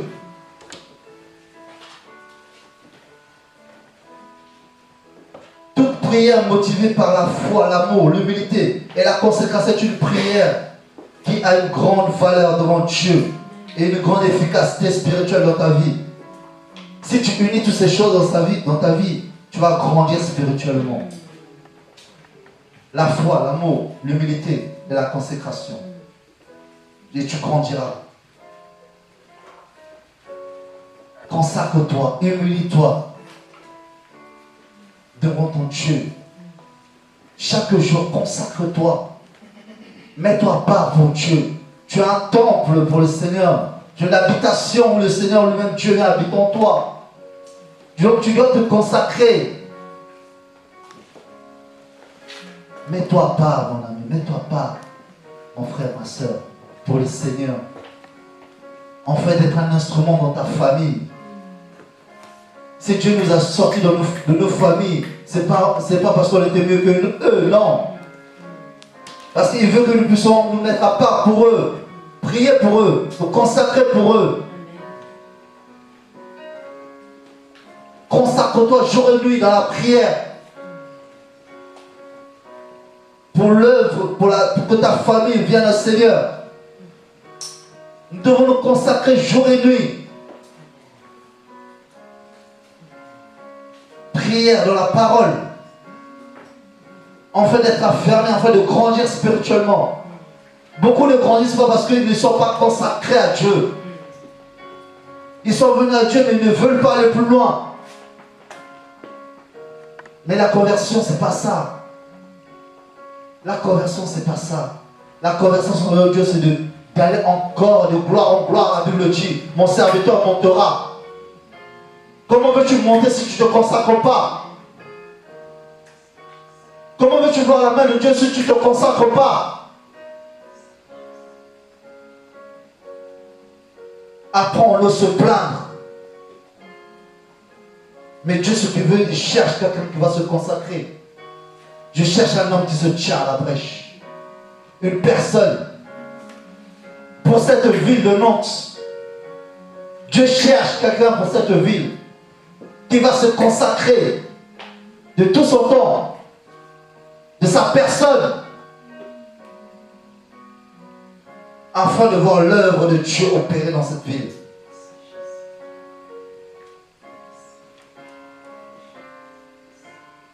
Oh Dieu,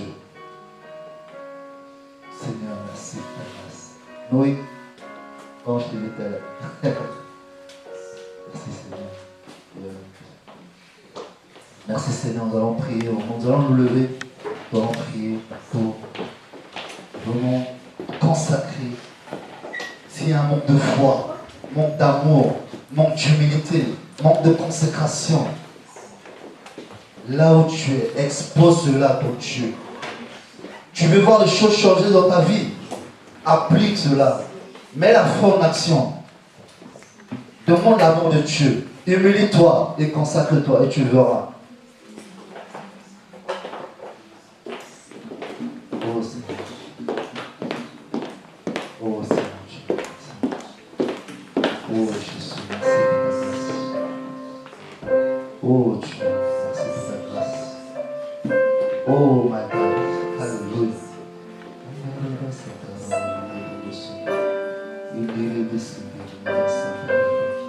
Prie à ton Dieu. Prie à ton Dieu.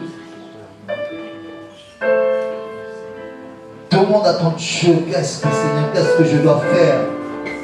Comme Paul va dire, Seigneur, que veux-tu que je fasse pour toi? Si ça ne va pas dans ta vie, crie à ton Dieu. Si tu veux voir un changement dans ta vie, crie à ton Dieu. On te glorifie.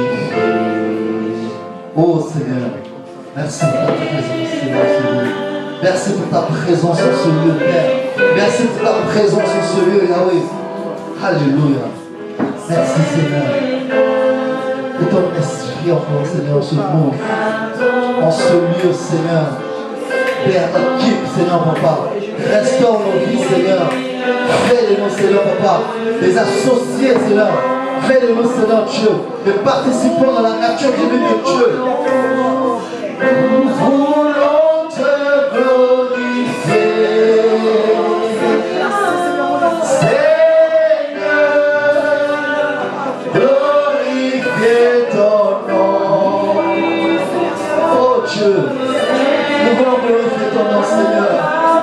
Par ton nom, Seigneur, est grand, est grand, est digne de louange. Oh, Seigneur, nous voulons te glorifier. Oh, Seigneur, viens parmi nous, Seigneur. Père, viens guérir le cœur meurtri, Seigneur. Viens restaurer le cœur, Seigneur Dieu. Viens opérer, Seigneur Papa, au milieu de nous, Seigneur. Restaure nos vies, Seigneur Papa. Change-nous, Seigneur. Transforme-nous, Seigneur. Apprends-nous comment nous devons nous approcher de toi. Comment nous devons nous approcher de toi. Oh, nous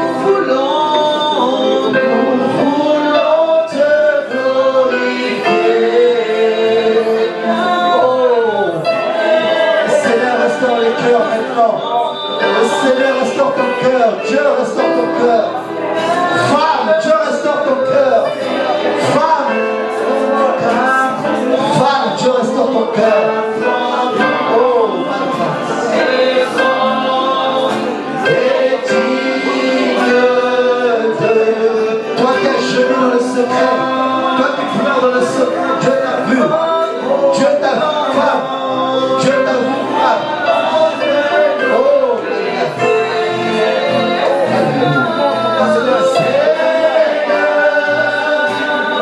glorifier ton nom. Seigneur, car ton nom est grand et digne de louange. Oh, les personnes qui veulent abandonner un péché, venez au Seigneur, venez. On va prier pour vous. Les personnes qui veulent renouer les liens avec Dieu, viens, je veux prier pour toi. Toi qui es malade, viens. Pas de problème. Viens, on va prier pour toi. En fait, que Dieu puisse agir dans ta vie. À ton nom est grand et digne de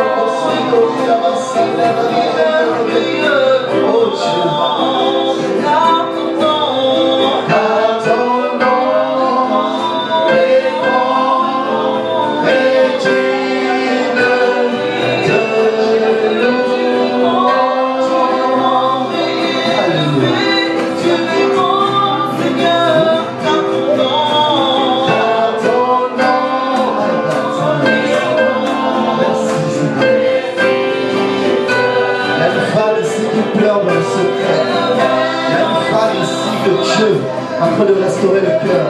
Tu as beaucoup pleuré. Tu as tellement pleuré pour ta situation.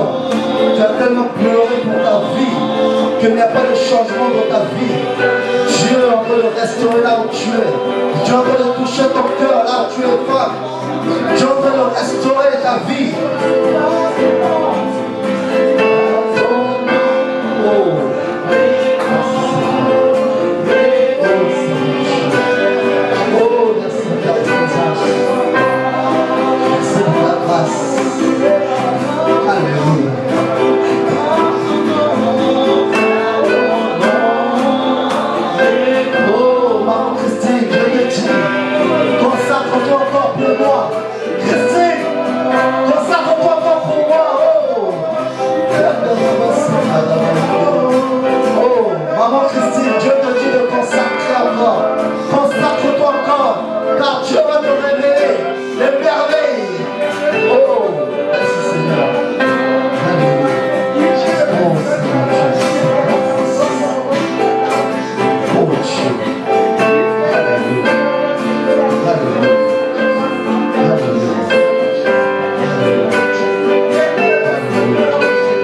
y a quelqu'un qui a un problème de dos ici, un mal de dos.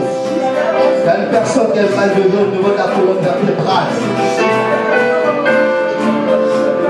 Oh Seigneur, merci pour la guérison. Merci pour la guérison. Merci pour la guérison, Seigneur. Oh Seigneur.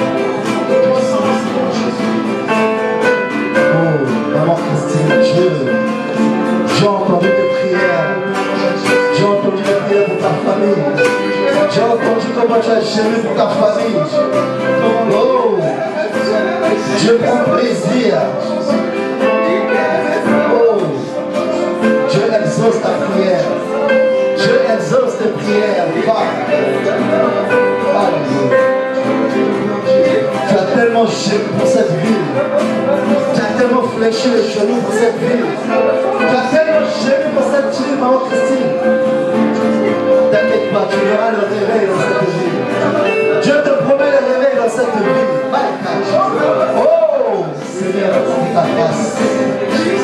Merci pour ta présence. Merci pour ta présence. Oh,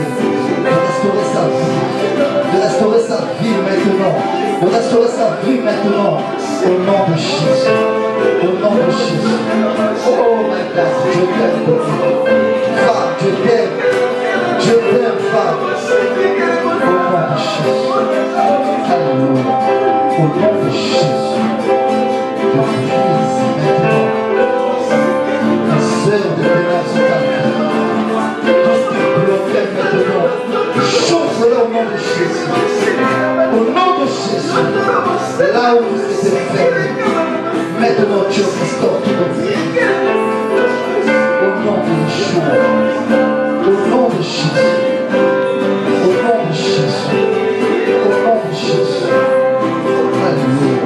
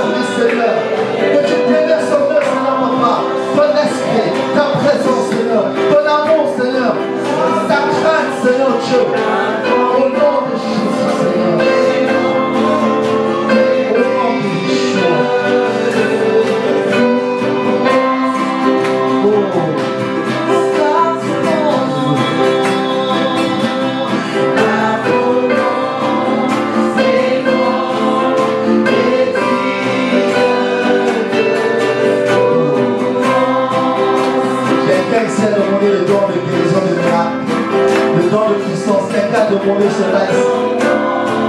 Le Seigneur dit, je l'accorde. Je t'accorde ce don. Je te l'accorde maintenant au nom de Jésus. Oh, ceux qui aspirent au don, le Seigneur est en train d'accorder les dons. C'est pour prier pour avoir les dons de manifestation, les dons de guérison. Dieu l'accorde maintenant au nom de Jésus. Alléluia, merci Seigneur de déverser ton esprit. Alléluia. Oh Seigneur. Oh Seigneur. En environ, le Seigneur t'ouvre les yeux. Va davantage t'ouvrir les yeux. Va davantage t'ouvrir les yeux pour voir les choses cachées. Dieu va davantage t'ouvrir les yeux sur ta famille. Encore davantage t'ouvrir encore d'aller dans la profondeur. Il va te montrer les choses, révéler les choses cachées. Dieu est en train de te révéler ces choses petit à petit. Que tu vas encore voir des grandes choses encore s'accomplir dans ta vie. Environ. Dieu va encore accomplir des merveilles dans ta vie. Ce n'est pas fini. Ce n'est pas fini. C'est que Dieu a promis dans ta vie. Dieu accomplira cela. Ce n'est ni les hommes qui pourront arrêter ce que Dieu a commencé dans ta vie. Ce que Dieu a commencé dans ta vie, personne ne peut l'arrêter, mon Dieu. Oh Seigneur. Oh, tu es le sentinelle que Dieu a placé au milieu de ta famille.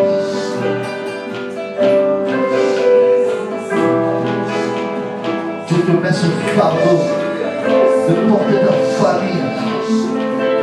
Dieu t'a mis ce fardeau. Oh Seigneur,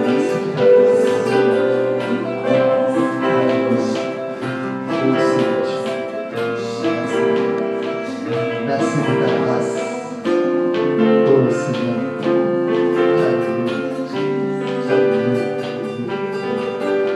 Oh, je vois beaucoup de femmes autour de toi, maman Véro. Beaucoup de femmes autour de toi, maman Véro. Tu as appelé à aider les femmes, à être des femmes vertueuses. Aider les autres. Ne minimise pas la grâce de Dieu, le don que Dieu a mis en toi. Tu es une femme que Dieu prend plaisir à regarder. Oh Seigneur.